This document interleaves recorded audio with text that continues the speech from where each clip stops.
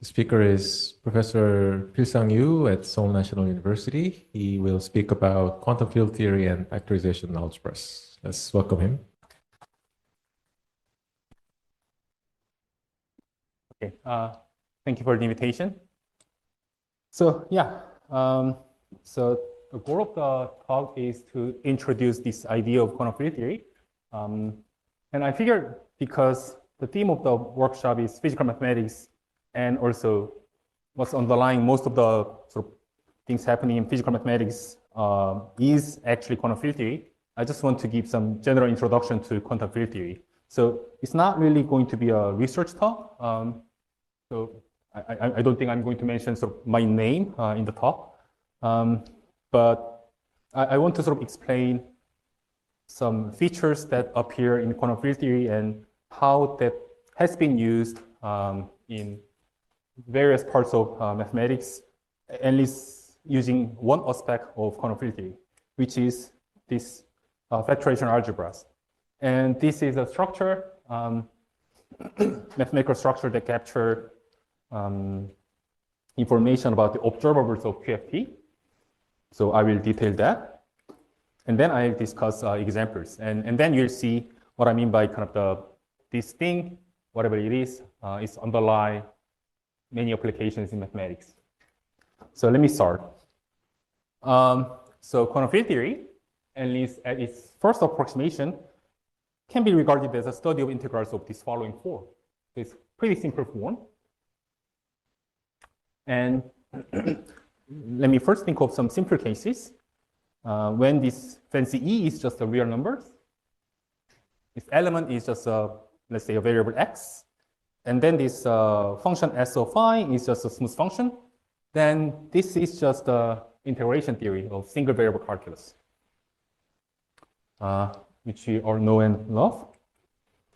But a little bit more general, if E is R to the N, then still, this is just an integration theory for multivariable calculus, which, again, we know. But the point is that when you study general quantum field theory, this is a lot more general. And here is the input data. So when you hear quantum field theory, maybe sort of the first picture you should have in mind is that you have three different sorts of input data. So, and then like this is, you can think of that as output of this quantum field theory. So here, input is d-dimensional manifold. Another input, what's called a space of fields, just sections of bundle on this manifold M. And then the last input data is the action functional, which is just a functional defined on this space of sections. And given this input data, you want to produce this output. And somehow that's important, is what I'm claiming. Of course, you can kind of go further just by developing some general theory about this, but I'd rather not, and just work with some running example. The running example for the day is what is called a particle in a space. So let's imagine a particle like moving in a space, R3. And I claim that given this physical situation, you can think of this in terms of input data, which I said is just this three datum. And here it goes. Space-time manifold, just manifold is R. And space of fields, in this case, is just smooth maps to R3. And then what is called action functional, you are just kind of supposed to give a functional defined on these smooth maps. And you can just define in this manner. Phi t is an element of R3. You can take derivative like twice here, and then take inner product and integrate over this R. And that's how you get a number. So that's a perfectly fine input data, and which I claim to be the one for freely moving particle in a space R3. So if you want to produce output of quantum field theory, it's simple. You just need to compute this. Except that like you don't actually know what we mean by d phi. So I was just sort of hiding that on the first slide, but already from the this simplest example, like outside of this finite dimensional case, you encounter a problem, which is that in general, on an infinite-dimensional space, which is like these smooth functions or like smooth maps, you don't quite have a measure, like in the sense of like Lebesgue measure and so on. You just don't have. But one claim is that not having a measure is actually not a bug, but a feature. So, and of course, I can give a talk just on this, elaborating on this sentence, but today is not for that. This is more, that would be a topic for a workshop on mathematical physics, not physical mathematics. So I want to talk more about more mathematical structures. Anyway, I just want to point out that this is an important issue that's present in any quantum field theory. So for today's talk, I want to sort of shift my attention to something else. And let's just note elementary fact, which is that if you were to compute integral of this following form, then sometimes under this situation assumptions, it can be kind of well approximated, at least as h bar goes to 0, in terms of its critical value. So x0 is just kind of critical point, and in terms of critical value, you can actually kind of understand this output that you want to understand. So in that sense, you can probably believe that if you were to understand quantum field theory, by which I mean the output I mentioned, the integral, you may as well just consider the simpler part, which is given by these critical points. And this equation, which do define critical points, are called the Euler-Lagrange equations or the equations of motion. And somehow, this is sort of the main focus, at least as the first approximation to understanding quantum field theory, is what I'm claiming. And what is called the principle of least action says that these critical points, namely as defined like this is actually describing the physics of the classical system.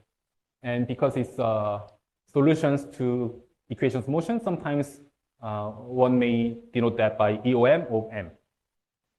So depending on sort of what you want to emphasize, if you want to emphasize your space-time, you would write EOM of M. And sometimes you want to kind of emphasize like what action function you are considering, in which case you'd write critical locus of S like this. So let's think of a running example. So I mean, this is infinite dimensional case. So what do you mean by critical locus? You need to be a little more careful. But at the end of the day, you just think of the calculus of variation. And just by thinking of this, you end up with claiming that these equations motions are given by this simple differential equation. Your smooth map is a solution of this equation's motion if and only if it solves this differential equation, differentiating twice, making it to be 0. So you actually get this solution space given by straight lines. And you can imagine, of course, like in this talk, question?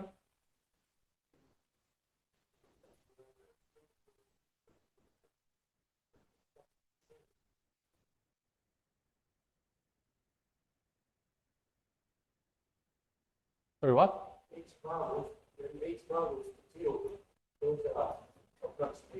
Yes.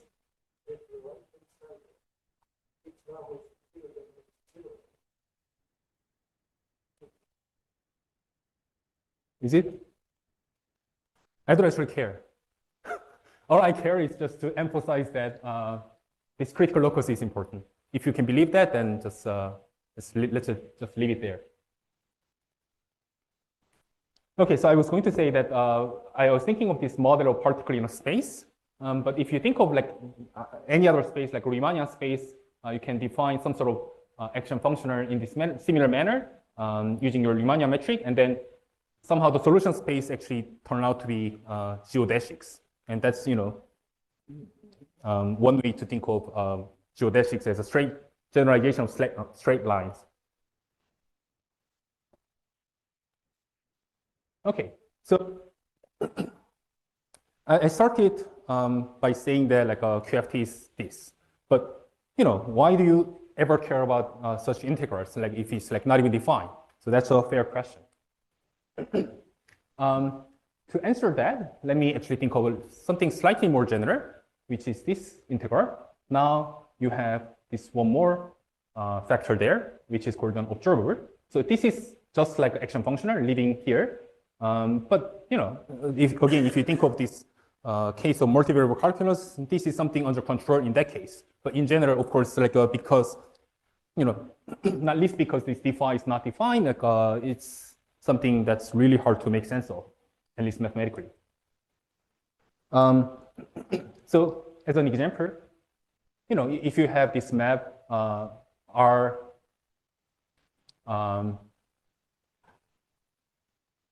R to R3, if you pick up a particular point in your manifold, in this case R, you can just measure where it is. There is kind of there are three coordinates, so you can think of the three different sort of the coordinate observation you can make. And when you have such an observable, you can put it in here and try to compute this. Although again, mathematically speaking, it's not defined. You can try to do it, and you can think of this as an expectation value, sort of in the sense of probability theory, because you think of this e to the minus s phi over h bar and define like a combination of that as some sort of probability measure.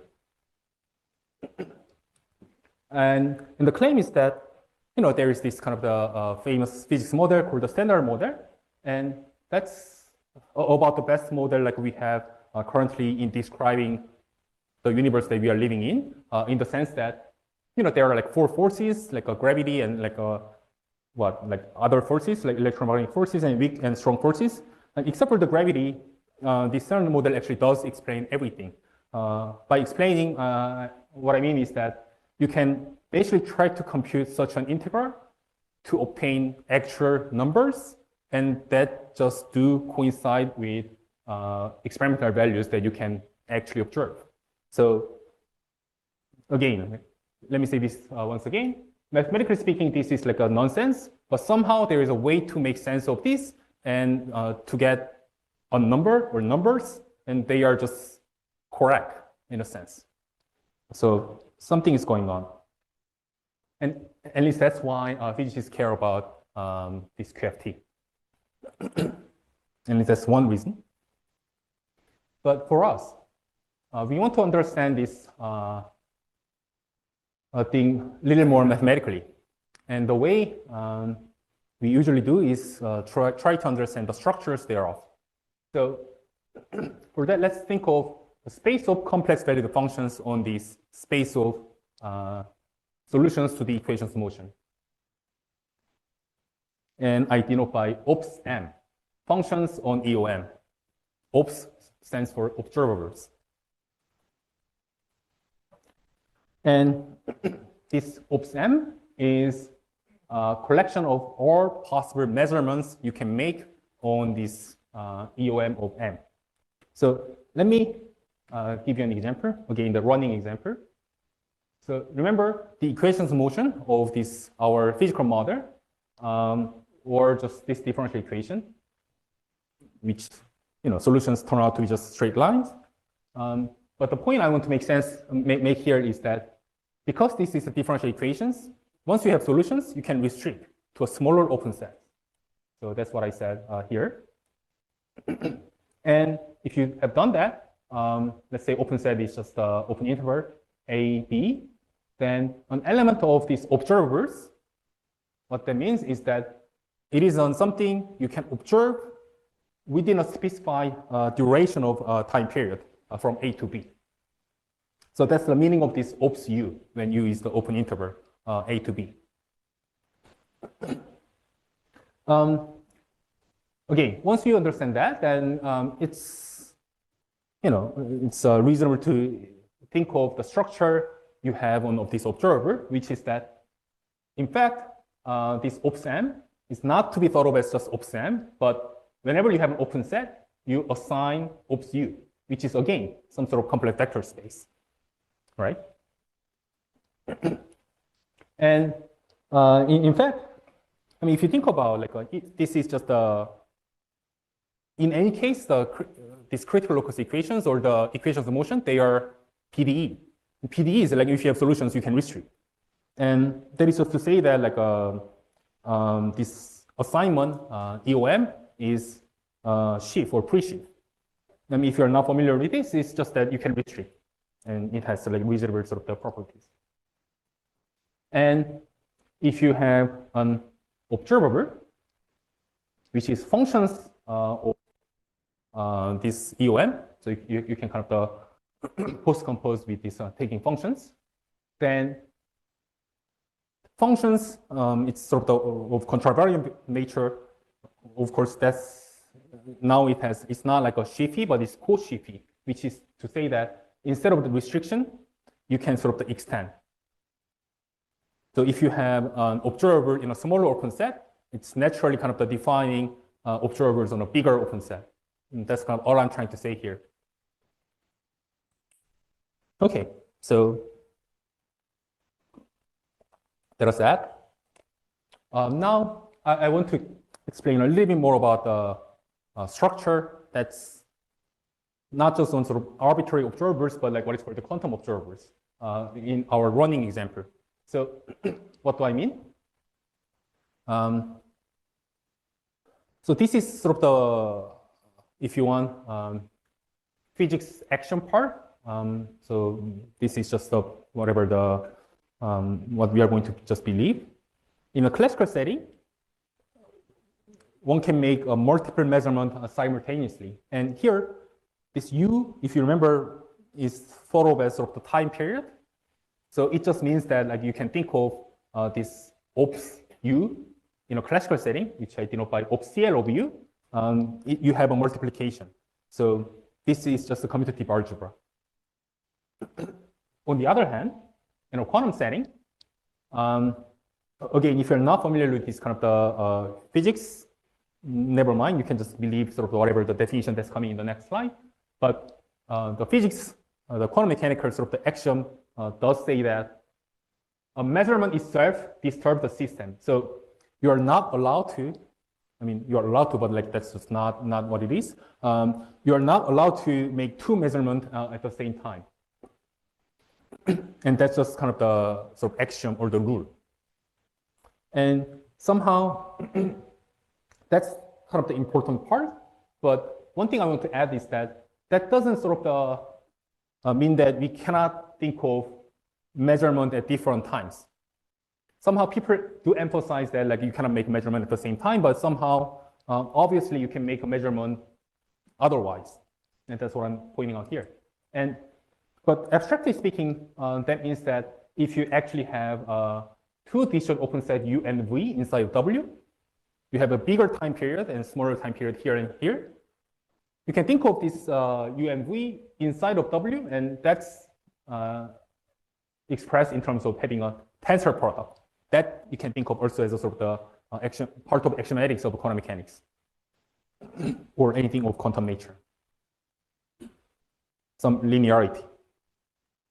Okay, so what I'm going to do here now is that because you have all these structures present in quantum observers, present on quantum observers of quantum field theory in general, I want to axiomatize such structures into making an abstract definition of mathematical structure called the factorization algebra. So factorization algebra, which I denote by F, is an assignment. So whenever you have an open set, I mean, you think of that as sort of observers. So F is an abstraction of what was previously denoted by ops, observers. So F should be giving some vector space whenever you have an open set. So that's what's denoted here. And the next part is whenever you have disjoint open sets, which is just kind of discussed in the previous slide, you are supposed to have a linear map from tensor product of all these things to F of V, the bigger open set. And somehow you are I mean, this is a little bit of mouthful to read, but I think picture would make things clearer.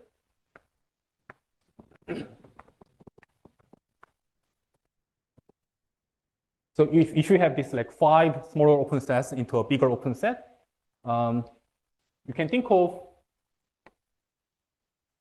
sort of inclusion from this U to slightly bigger one and the biggest one, this manner, or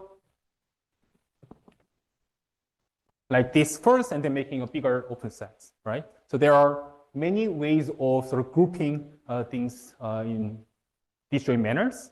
But if you think about sort of the physics of what's going on, this is just kind of the change of mindset. Like you want to think of what's observing at this space-time. You want to now think of that as happening in a bigger set. Like it's just a change of mindset. Like no physics is changing whatsoever. We say that they should all be the same, which is natural sort of action. Question? Sure. Opera. Absolutely. I'm going to explain an example. Yes. Mm-hmm. Any other questions?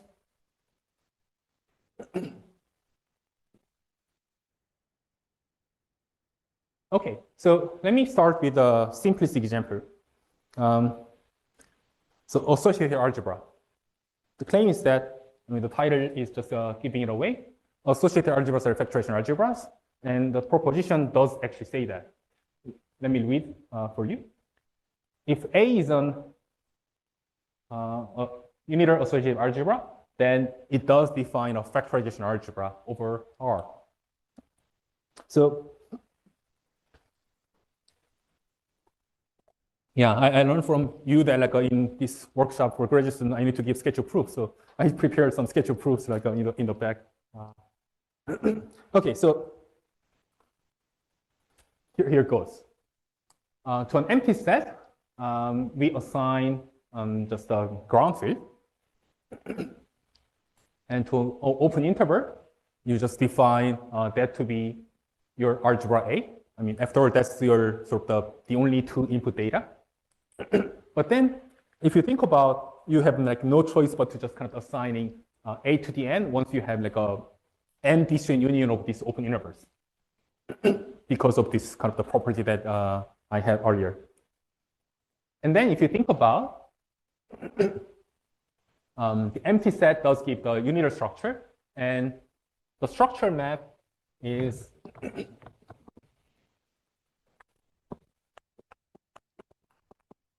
like this.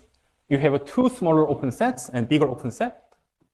I mean, for each of these open sets, you assign A, but that is to say that you need to have a map from A tensor A to A. And that is, I claim, the structure map, and that is given by the multiplication map of your given associative algebra.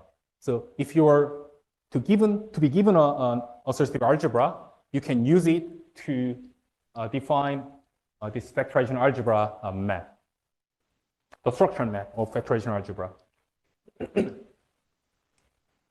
And somehow this associativity axiom that I just erased, if you think about it, it's just nothing but the usual associativity axiom you have on associative algebra. So it just kind of works out fine. So here is a sketch of proof for this claim that associative algebras are examples of factorization algebras. Okay. Right. The next thing I want to say is that, like, on the other hand, not every factorization algebra is an associative algebra. I mean, even on R. But you can characterize such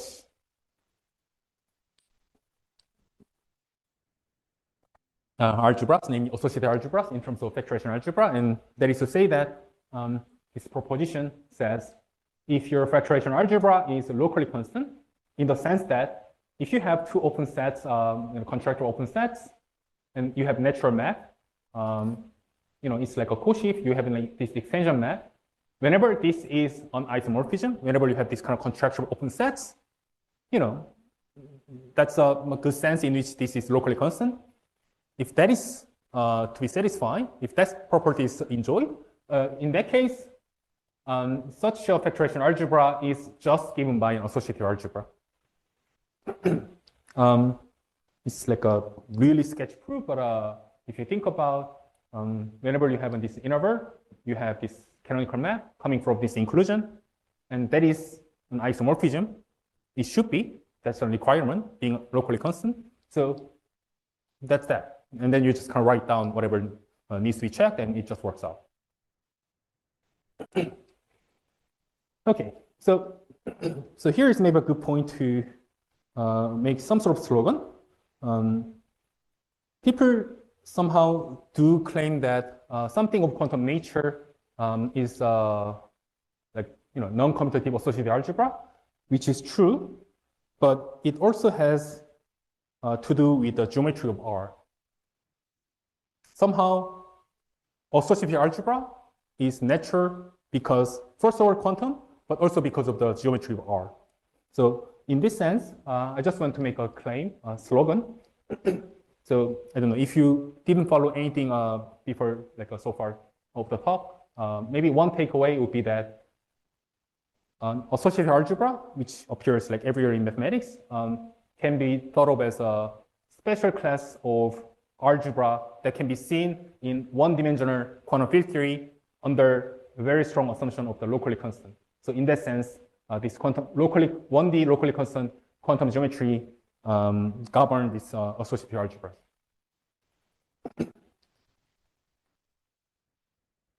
Okay. So one is in time direction or the spatial direction. One is in time direction or the spatial direction. The R itself doesn't know like who they are. Like it can be space or it can be time. Like it's up to sort of the us human beings to decide like how to interpret. R is just R. Well, see, you need the about the boarding category between the Sorry. boarding category. In the sense of boarding. Right. That what is the boundary and the board? What's the relationship between the one is okay, but it's the higher than more than one, then what happens? So sorry, can you ask again? I didn't quite get the question. No, I think that you have a start with this one is time direction is okay. You start with the time interval in the time direction. And then how about the spatial direction? You have some projection. And then not the time direction, the spatial direction. You can project on this kind of thing. I'm talking about 1D. Are you asking about 1D or like? That's fine. What is I asking? Okay. I think that the time direction is okay. How about the spatial direction? Right. So is that a question or like I don't quite understand. Time direction, time direction is okay. Right, but like, are you asking kind of the what if this R is actually space or? Yes. Right. Well, in that case, as I answered, like it doesn't really matter. Like, you can think of that as a space, and or everything works out just fine. It's just an interpretation matter. Doesn't really matter. Okay, I think that we'll discuss that in case it's a problem. Okay, correct. Thanks. Okay. Any other questions or comments? Okay. So, right. So the claim is that, like I said, like from a mathematical perspective, that the relation between the associative algebra and this certain nice kind of factorization algebras, and that was that. But of course, sort of the claim that I started with is that it has to do with quantum field theory. So I want to say a little bit about that, and maybe the claim itself is more important, which is that whenever you have a quantum field theory of certain nature, in this case like 1D and locally constant, then you can produce quantum observers as a factorization algebra, and then it must satisfy whatever the properties that it should satisfy, and then it does give an associative algebra. And here, I mean, I'm going to just mention the example of a particle in a space because that's the running example of the day. The thing is that, like in the so previous situation where you have this considered maps to R3. Sure. Infinite what?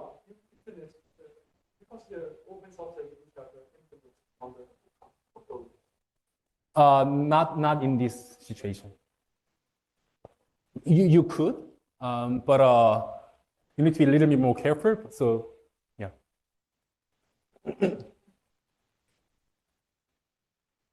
Right. Right. So I was just saying that, like, starting with the current situation, which is the thinking of the space of fields given by smooth maps from R to R3 and so on.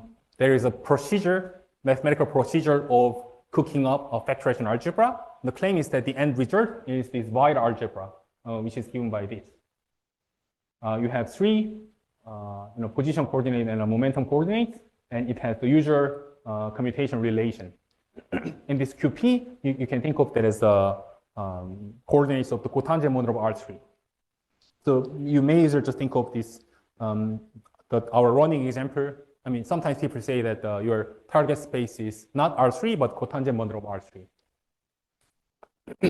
And just as a remark, maybe the most important case is actually not just R3, not R3, but R, in which case you think of cotangent model of R, and you have the usual wide algebra. And you think of this as a quantization of functions on cotangent bundle. Quantization of functions on cotangent bundle. And that's kind of the why I denoted by this.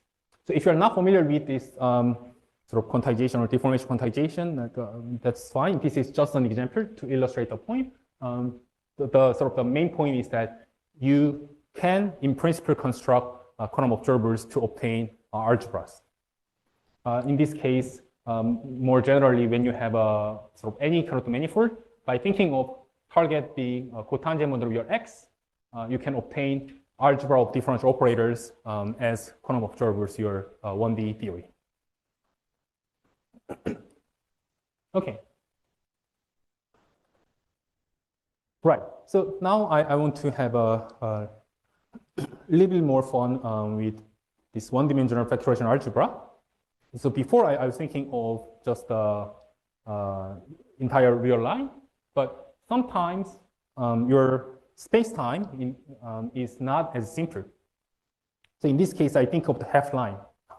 In this case, unlike this, I mean, you can believe that qualitatively speaking, there are two different types of open sets.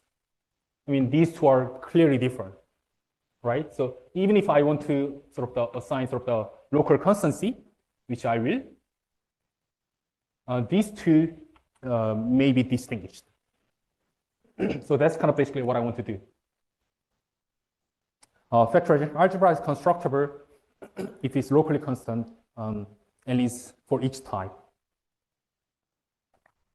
So if you understood the previous argument, which is to assign A for any of these open sets, now what I'm saying is that you assign A here, but this doesn't need to be A anymore. And what's the notation I used? N. And the claim is that being a constructor of factorization algebra, somehow automatically you do have a structure of left A module on N. Because if you have this picture, now you have this picture as well, which is a bigger open set, but still of the type N, which is to say that you should have this map, right? And then, of course, you can think of this like AA and so on, and then it's more comparable by these axioms of associativity. That does guarantee that your N is indeed an A module for the algebra structure of A that's determined on this picture. I think that's pretty clear from the picture. Okay, so this part, again, kind of I'm going to say some stuff, but if you don't follow, that's like totally fine. In physics, whenever you have a boundary like this, that's called the boundary.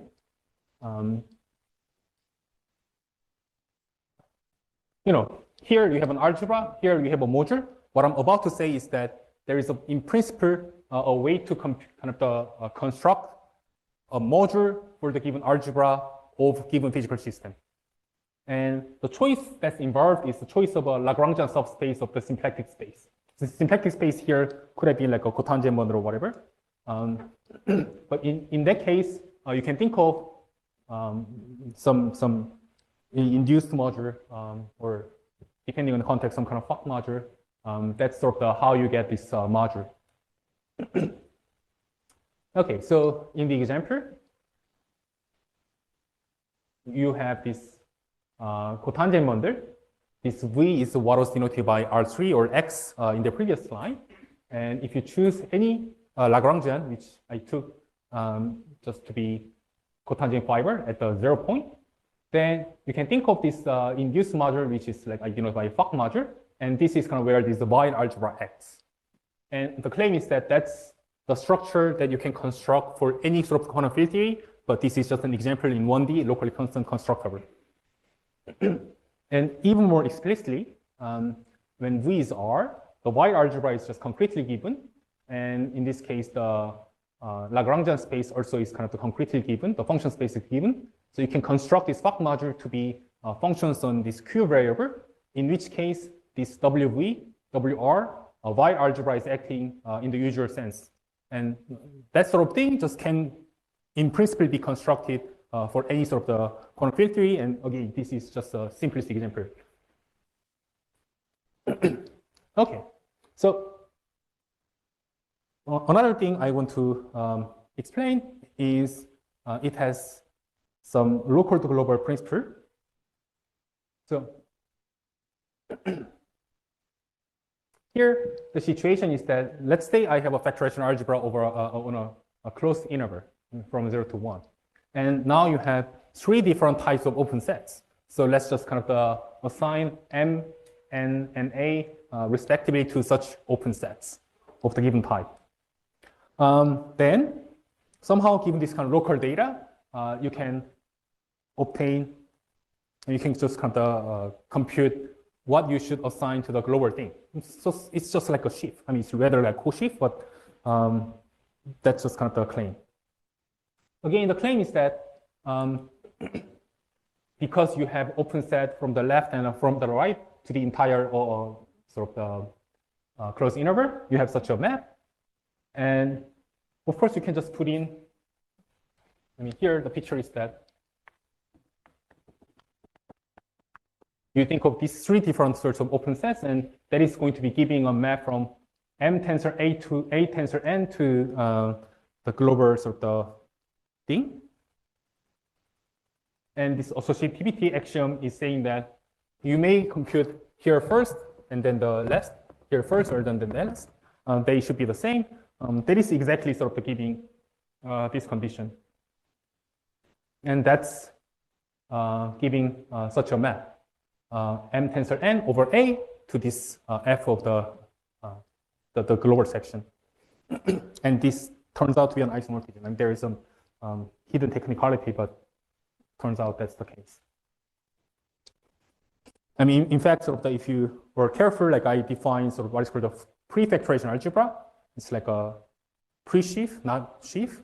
So having sort of the sheafy nature, which is factorization algebra, as opposed to pre-factorization algebra, is what guarantees this map to be an isomorphism. So the local to global kind of the property holds. No, it's in general like a associative algebra.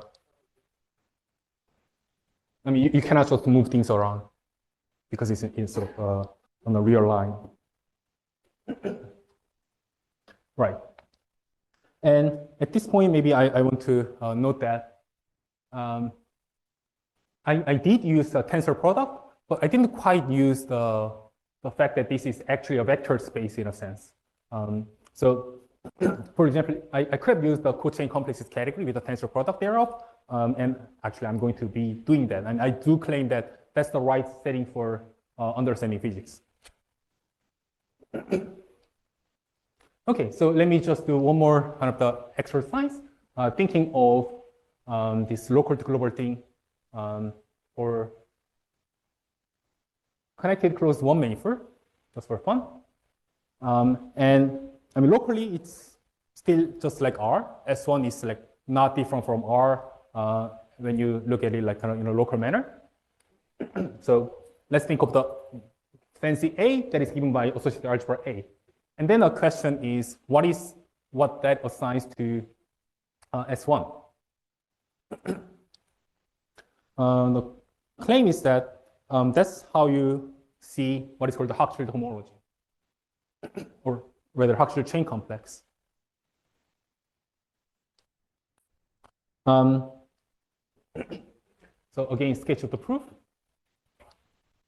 You have S1, you have projection, and somehow the language of factorization algebra is developed well enough to have such a functional reality. So if you were to compute the global section here, you can just compute in this manner.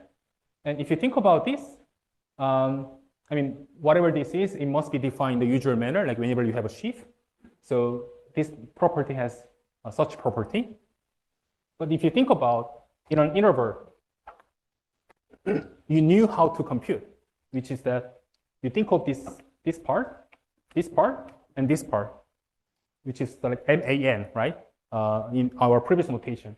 But now, in terms of open sets, like this is like this open sets, I mean, in terms of the inverse image, and this open sets, and now this open sets. But in this picture over there, now the first open set was just A, the last open set was just A, but this open set, actually, it does have different orientation, which I was not so careful, but you can believe that to that you assign this opposite algebra. So if you were just kind of carefully sort of writing down in terms of definition, you actually end up with such an expression. So if you have seen sort of the notion of Hochschild chain complex, this is kind of you understand in terms of that's what's called S1. And somehow, like I was just doing this exercise, like I said, for fun, but just the point I want to make is that somehow what you do with associative algebra, that's actually captured by quantum field theory. I mean, you can think of Hochschild cohomology and so on.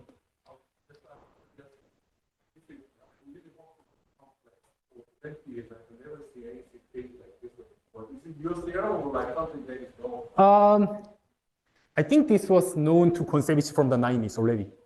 Yeah, I mean, Kontsevich already kind of drew this kind of circle, and this is Hochschild complex. I mean, no one understood back then, but like now people do. Yeah. Hochschild cochain complex can also be understood as a circle, but with a different framing. This is oriented circle, and so on. So it has been folklore for a while. I think it has been written down only in the last maybe 13 years or something. Yeah. Yeah. Maybe 15. Yeah. Okay. Any other questions or comments? Absolutely. Yeah. I mean, you can of course do whatever. I mean, this was as you can see, the first simplistic example, the one-dimensional case, and of course the point is that you can do for like anything. It's just that like you are losing something, which is that you don't quite understand as well as the like, but in principle you can, and that's sort of the point that I want to make. So it's from the next slide. So I mean, if I were to have like so much time, then like of course I can go over like many different kind of the kinds of examples you can construct. But at least from the 1D, already from the 1D, like you see the fun things that you consider in algebra, theory of algebra, Hochschild chains and Hochschild cochains and so on. Okay. Now, I want to just generalize this to other case. So start, I mean, like already from the last slide, that was the conclusion of the 1D case, 1D locally constant quantum geometry, and you can do like so many different things. One choice would have been thinking of one complex dimension and then thinking of some particular factorization algebra, which is corresponding to vertex algebras. I decided not to because I want to focus on something else, which I believe was closer to the theme of the at least this meeting. So for that, I want to talk about generalization of this thing. So if you think about this local constancy can actually be generalized for arbitrary dimension. Like it doesn't really care that like your open set is integral or not. It's like a contractor, then like a, let's say. Theorem of Jacob-Lurie is that such factorization algebras are the same as ED algebras. And ED algebras here in the sense of like using operas and so on. So I don't quite expect people to be familiar with the ED algebras, in which case you can just take the left-hand side to be the definition of the right-hand side. But if you want, ED algebra is nothing but some sort of algebra. I'm basically explaining sort of the what is an opera and so on, like in words. ED algebra is that, I mean, this is picture of 2D.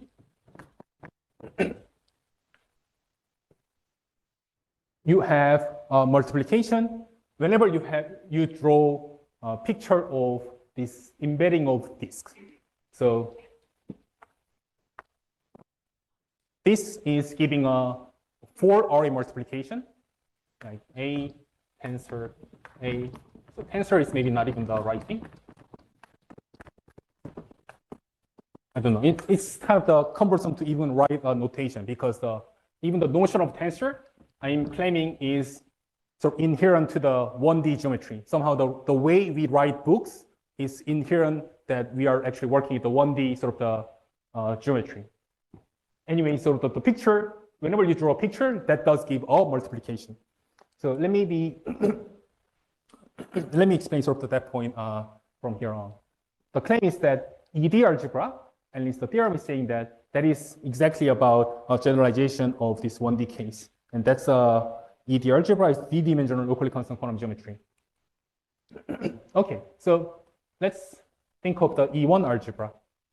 E1 algebra, you think of a line, and you think of sort of the two disks embedded into this thing. But you know, I think of things only sort of basically up to homotopy. So instead of thinking of the two disks, I may as well just think of just 2 points, and that's what I mean by this configuration space.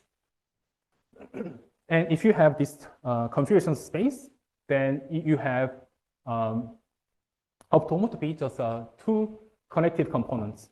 Remember, whenever you draw this kind of the configuration space, that is giving a multiplication.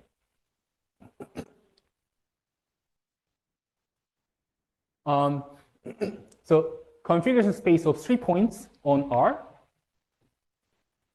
you think of that as a ABC, like ACB, like whatever, the 6 different kind of configuration, but that's not just it, in the sense that you actually do think about the precise position as well. Like only, of course, up to homotopy, you only have 6 points, but now you have some kind of interpolation, meaning if you have this ABC, sometimes B is closer to A, sometimes B is closer to C. And there is a continuous interpolation you can make. And that's exactly kind of exhibiting this associativity, that's exhibiting the homotopy data of this associativity.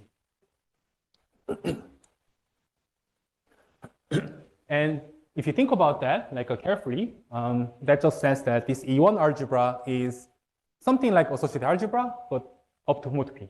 And that's sort of if you have seen this thing in most likely in the context of mirror symmetry, same as A infinity algebras.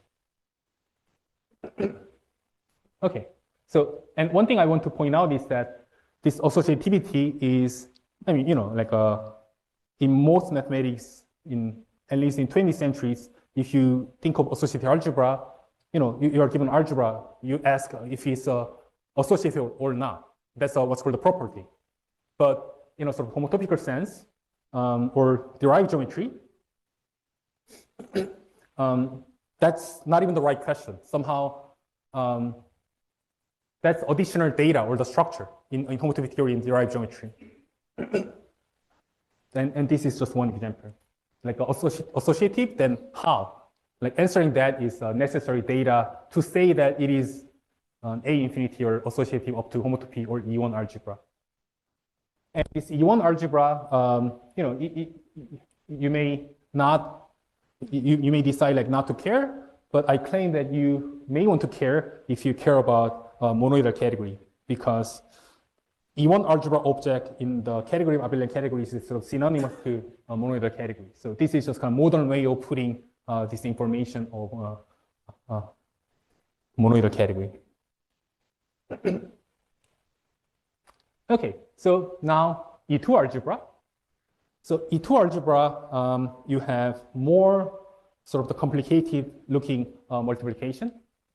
Now, I mean, this kind of the R2, you now think of the configuration of 2 points. And whenever you think of the configuration of 2 points, you have a multiplication. If you actually think about it, this is precisely the structure that's present on the, I don't know, pi2, the homotopy group. And in fact, this kind of the notion of EN algebra or ED algebras were born basically by studying such things, iterated loop space, like a, I mean, and it's named by this EN algebra and opera theory. It was born by the hands of like May and other people.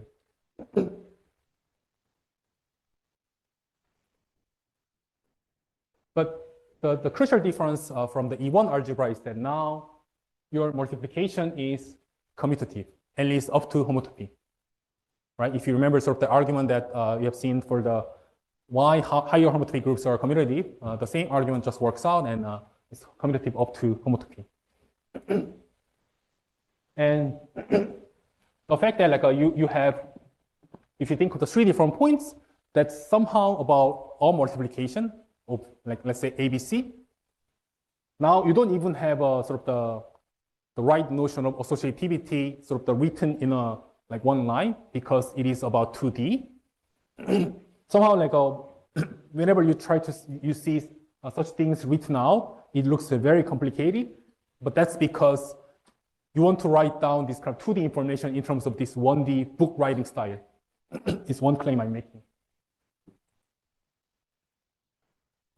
Anyway, this E2 algebra thing, again, like you may decide like not to care, but first of all, it's about like a double loop space, but also again, whenever you see, you consider kind of algebra theory, Hochschild cochain complex is like what's governing the deformation theory thereof, which is fundamentally important object, and that does have an E2 algebra structure. And this E2 algebra object in an abelian category that has another name, which is a graded monoidal category, which people care a lot about. So this is again just another way to say. Okay, so I want to move on to the sort of the last topic, and for that I just want to start with invoking some theorem called the non-additivity, proved in a modern way by Jack Lurie again. The claim is that ED algebra, it may look sort of little confusing, but again, now you may want to think of ED algebra as a compatible collection of D different multiplication, in the sense that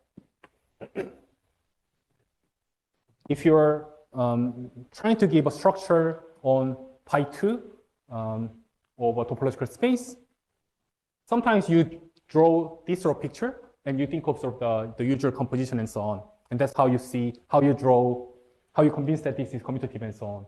But now I want to think of this as a like this, meaning you actually have 2 different multiplication by projection, but they are compatible. And from this picture, like ED algebra is not different. In the sense that if you have ED algebra, which is parameterized by this D-dimensional cube, you can just kind of forget about one direction.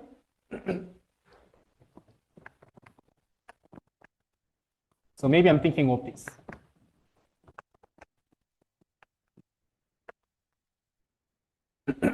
So this is the picture that's describing ED algebra, and this is a picture that's describing ED-1 algebra structure. So whenever you have an ED algebra,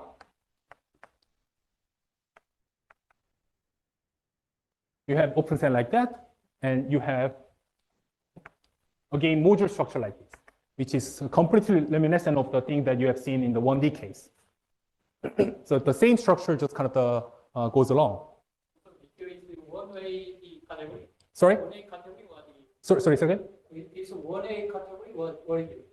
This is what? One-way category. One way? What is one way? You have fully extended, but not fully expanded. What the one-way category get. You can go on the one-way category. What is one way? That's like you have does not have a fully extended to the point. I'm not talking about functorial TQFT. Okay. Okay, go ahead, I think. And then also that suggests the topological boundary or not? Huh? The left side, left EK this. Yeah, that's a topological, yes. Mm-hmm. For the current talk, topological. But sometimes this is not topological. This is, this can be kind of polymorphic, and this is 3. I mean, that's kind of the topic of quantum group and vertex algebra relation and so on. But I'm not talking about that today. This is sort of the simpler case. Right. So anyway, what I was trying to say is that if you just think of this is, let's say, an algebra A, and if you think of the modules over that, that does have ED-1 structure, because you can move things around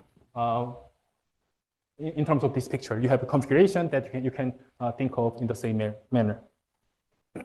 And the claim is that is, if you think of the D=2 case, this is the E2 algebra, and module over E2 algebra, just because you are losing one direction from the right in this picture, it still has one direction, which is the monoidal category, right? So what I'm saying is that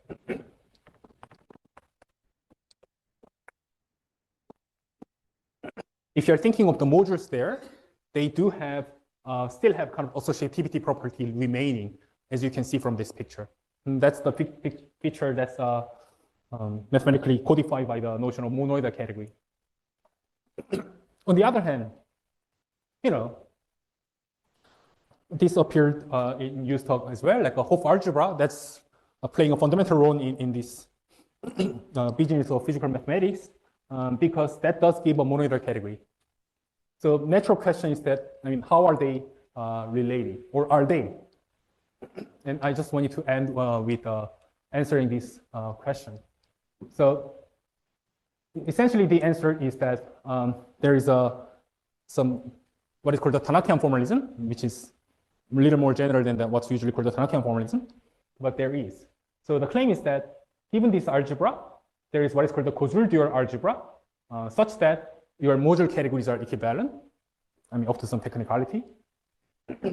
But using that, somehow you can understand the answer to the question that I asked, which is that given an E2 algebra, this E2 algebra module, which is monoidal category, can be understood as a module over Hopf algebra.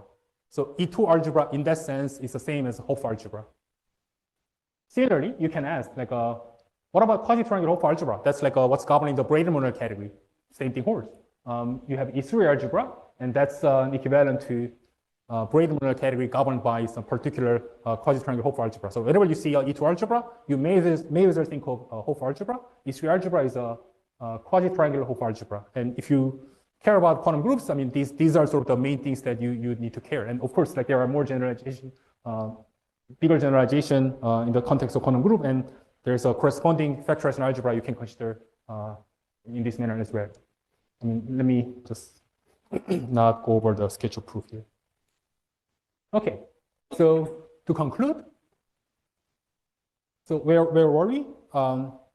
For each geometric space, let's say locally constant, then you get an algebra. For each geometry, you get algebra, locally constant. That was just giving associative algebra in the 1D case and the ED algebra in the D-dimensional case. And in general, it's giving kind of a lot more structured things, vertex algebras, or like many other things, like higher dimensional kind of the vertex algebra, and so on.